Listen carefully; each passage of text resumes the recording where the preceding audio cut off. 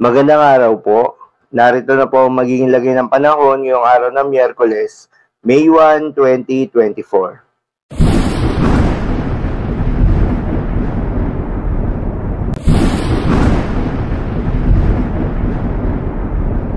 Sa kasalukuyan na tayo sa pag-asa, patuloy pa rin yung epekto nitong Intertropical Convergence Zone o ITCZ at nakakaapekto pa rin sa may southern portion ng Mindanao.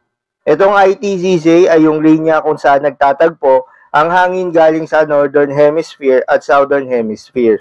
Dahil dito, asahan na mataas ng tsansa ng mga pagulan sa may Southern Mindanao. Habang easterlies pa rin o yung mainit na hangin galing sa karagatang Pasipiko, ang patuloy namang nakakaapekto sa Luzon at Visayas. Kaya naman patuloy pa rin makakaranas ng mainit at maalinsangan na panahon, lalong-lalo na sa tanghali.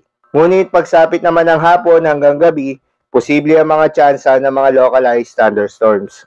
Magandang balita naman dahil ayon sa pag-asa ay wala namang binabantayan na low pressure area o bagyo sa loob at labas ng ating Philippine Area of Responsibility na maaaring makaapekto sa ating bansa hanggang sa mga susunod na araw.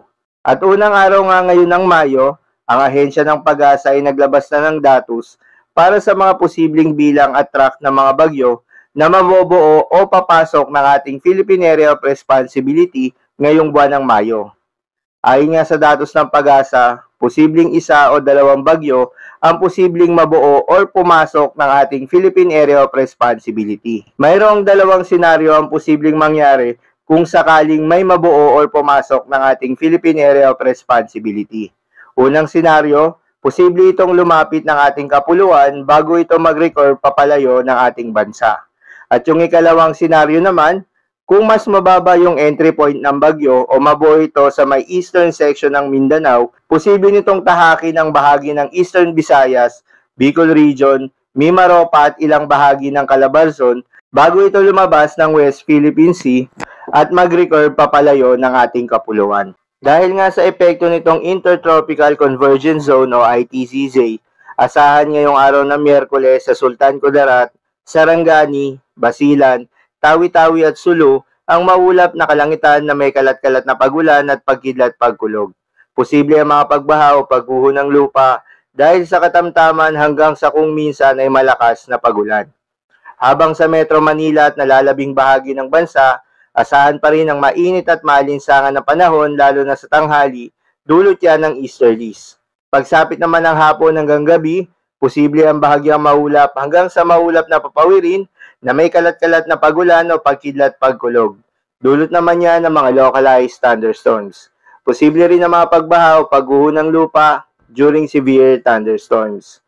Pinag-iingat pa rin yung mga kababayan natin sa mga posibleng banta ng pagbaha o pagguho ng lupa, lalong-lalo na sa mga lugar na inuulan na noong mga nakaraang araw pa. Para naman sa lagay ng mga dagat baybayin, ayon sa pag-asa ay wala namang nakataas na gale warning sa anumang seaboards ng ating bansa.